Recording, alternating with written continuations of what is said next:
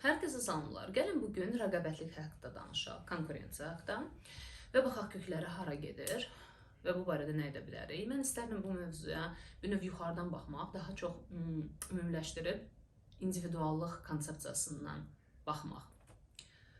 Mənim indi çox qəşəng misalım var. Çünki 1 yaş 8 aylıq qızım var, böyüyür və 15 yaşlı oğlum və mən görürəm ki, mənim qızım necə rəqabətdədir oğlumla. İstəyir ki, hər şey onun üçün olsun, hər şey ona olsun. Oğlunun adı Səiddir, Səid yox, mən, hətta adını çəksəm belə ki, ona yemək pişirirəm. Ona yox, mənə, mərkəzdə o olmaq istəyir. Və mən görürəm ki, bizdə bu rəqabətli hissə nə dərəcədə gənc yaşlardan başlayır. Və hətta təsəvvür edirəm ki, bu dəqiqə məsəl üçün mən qızımı əgər bağçaya göndərsəm ki, bunu planlamıram, düşünürəm ki, bütün başqa uşaqlar onun rəqabəti olacaq, müəllimənin, tərbiyəçinin diqqətinə görə savaş başlayacaq. Və ona görə əslində bəlli bir yaşa qədər, əlbəttə ki, həyat situasiyasından asılı olaraq tövsiyə olunmur təxminən 2 yaşa qədər bağçaya göndərmək, ta ki o zamana qədər ki, uşaq bir növ bir azca da olsa böyüyüb o aşamanı keçir. Amma əlbəttə ki, həyat fərqlidir, lazım olsa məcburən göndəririk uşaqları. Amma sadəcə burada prosesi birazca açmağa çalışıram. Deməli, bizim hamımızda bilirik ki, heyvan tərəfimiz var, insan tərəfimiz var və əgər psixikada bir növ heyvani tərəfimiz daha böyük faiz təşkil edirsə, hələ ki, indiki təkamül mərhələmizdə, deməli, biz həyatda qalmaq modundayıq.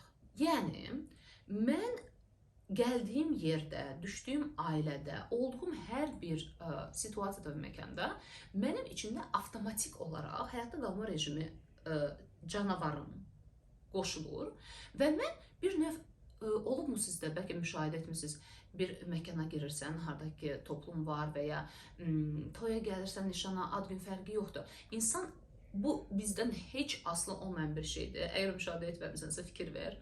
Girən kimi sanki bizdə belə sistem var, kompüter belə çık yoxlayır. Görür ki, aha, kim məndən daha qəşəngdir, kim məndən daha ağıllıdır, kim daha qəşəng geyinib, bu oğlan, bu qız, hər şeyi və sanki instinktiv olaraq içərdən təyin etməyə çalışırıq.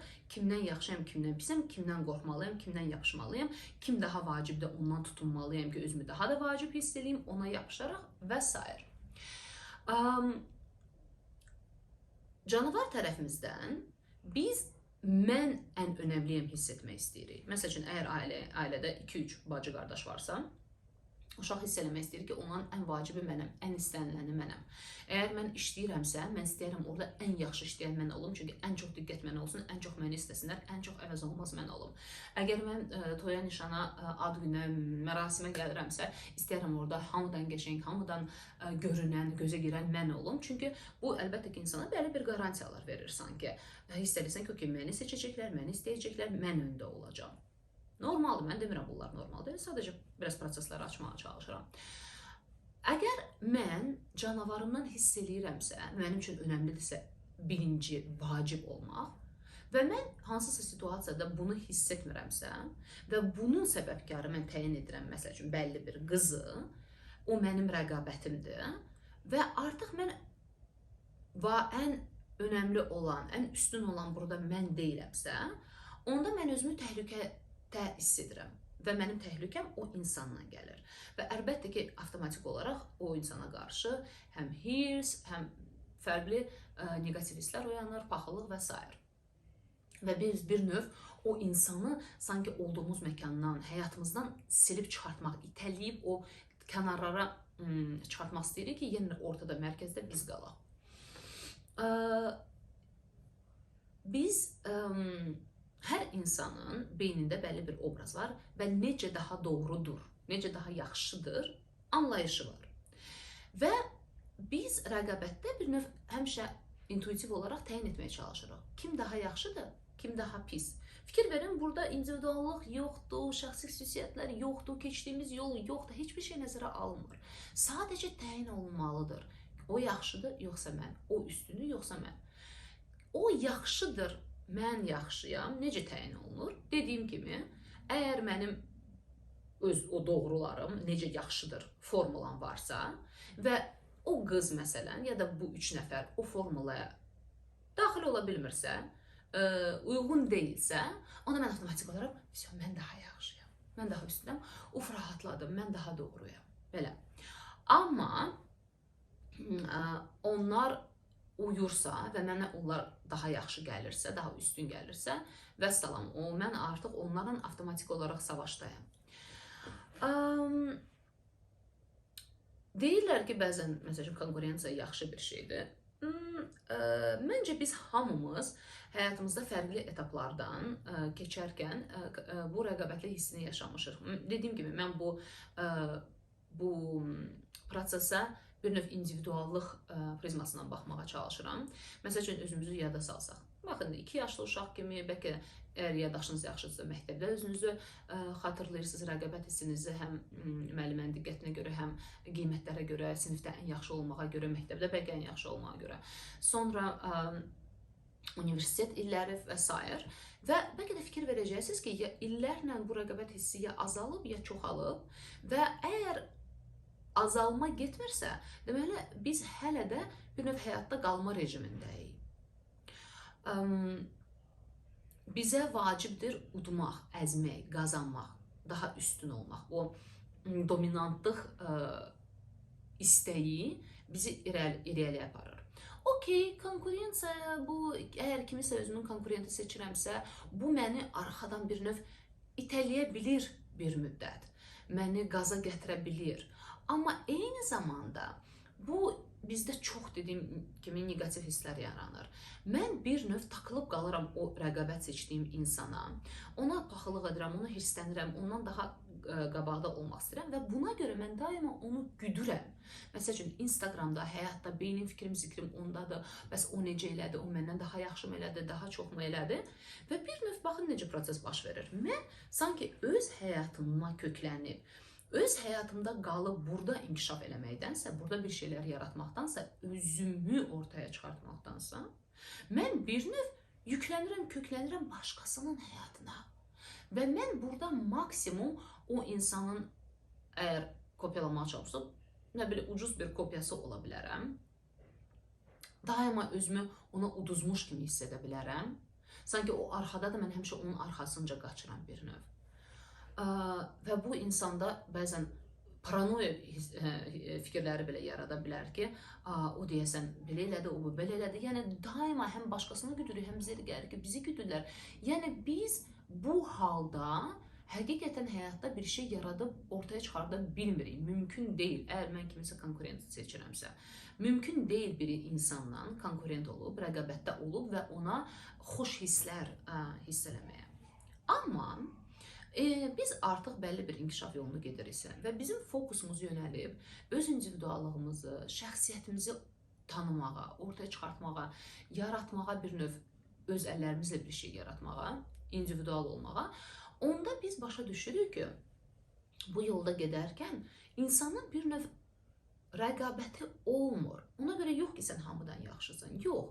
Ona görə ki, insanın individuallığı olanda o fərqli bir şeylər ortaya çıxarda bilir.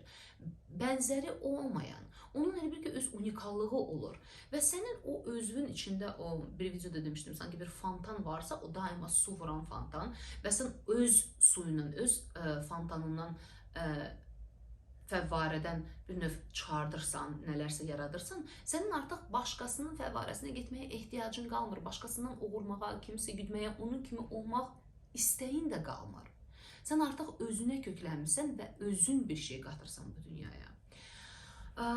Məncə, rəqabətli hissi ümumiyyətlə minimuma enir və ona ehtiyac belə qalmır, əgər bu yol ilə getsək. Mən özümdə çox gözəl müşahidə etmişəm konkurensiya hissləri və onun nə zaman və necə azaldığını və mən görürəm ki, bu direkt olaraq mən özümə köklənməyi, özümü real, özümü tanımağın, anlamağın və artıq asla və asla kimisə güdməməyi, kimisə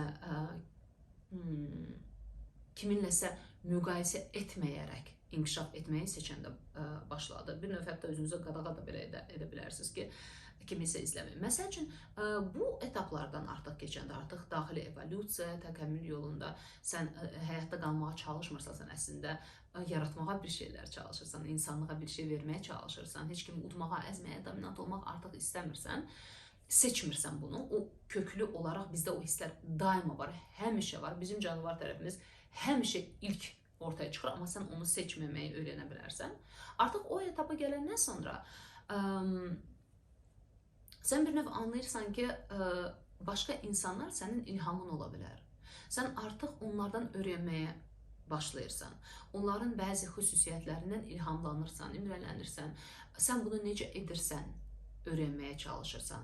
Amma belə yox ki, sən elə bilsən, sən yaxşı, gör, mən sənə göstərərəm, mən səni udacam, mən səni qazanacam, mən səndən yaxşı olacam. Sanki insanın o dediyim o təkəmmül yolunda o etapa gəlməyənə qədər sanki inkişaf etməyin və bir şeylər eləməyin başqa bir yolu yoxdur rəqabət seçməkdən başqa. Əgər rəqabət yoxdursa, kiminləsə savaşda deyiləmsə beynimdə, kimsə udmağa, kimdənsə daha yaxşı ya da hamıdan daha yaxşı olmağa çalışmıramsa, onda sanki mən özümü aktiv olmağa, bir şeylər yaratmağa, düzəltməyə, qoşmağa, eləməyə məcbur edə bilmirəm. Belə mən bugünlük bu qədər.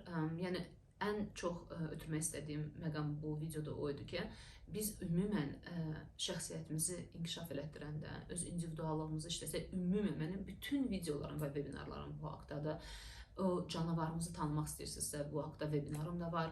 Yəni şəxsiyyətimizi ümumən tanıyandan sonra artıq bizim seçimimiz yarana bilir. Canavar kimi davam eləmək, həyatda qalmaq, daimi rəqabətdə olmaq və gah uduzmaq, gah udmaq, o bir növ o alovun içində daima hiss etmək, emosional qarmaşanın içində hiss etmək və ya təkəmmül yolunu seçmək, harda ki varam mən, mənim şəxsiyyətim, mənim fərdiliyim, mənim unikallığım, mənim bənzərsizliyim və bu hər insanda var. Hər insanda var. Sadəcə çox təəssüf ki, biz hamımız unikallıq. Biz hamımız dünyaya bir fərd kimi gəlirik, hamımız fərqliyik və bunu ortaya çıxarda bilərik. Amma çox təəssüf ki, çox az insan, həmişə deyirəm 1% insan həqiqi təkəmmül yolunu keçməyi seçir. Çünki bu ağırdır, uzun yoldur. Biz hamımız qısa yolla tez bazar nəyisə əldə etməyə çalışırıq, qaza gətirməyə çalışırıq. Amma bu yol uzun olduğuna görə cəmi 1% insan keçir və o canavar etapından insani yola ayaq atır, yavaş-yavaş, addım-addım, yavaş-yavaş qalxa, yıxıla və o insanlar məhz bizə fərqli, unikal və özünə məxsus fikirlər yaradan kimi görsənir, bir şeyləri bacaran, uğurlu olan insanlar kimi gəlir. Bu qədər. Biz sizinlə gələn həftə görüşərik.